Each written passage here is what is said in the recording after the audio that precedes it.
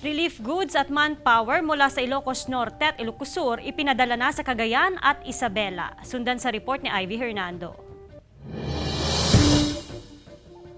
Nagpadala ng relief supplies ang Ilocos Norte bilang tulong para sa mga nasalanta ng bagyo sa Cagayan Valley.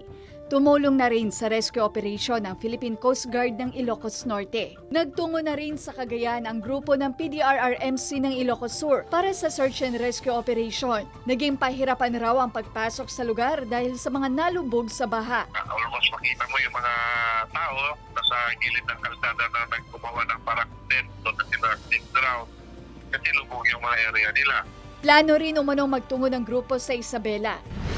Samantala, puspusan na rin ang pagsasaayos sa mga relief supplies ng ilan non-government groups na ipapadala sa Region 2. Ipinaaraw pa ang mga damit bilang pag-iingat sa COVID-19 habang patuloy ang pagdating ng ibang donasyon. Ang ginawa na lang po namin, ibinili na po namin ng mga pagkain.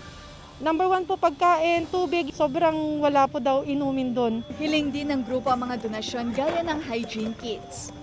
Kasama si Norman Raka, Ivy Hernando. Balitang Amyana.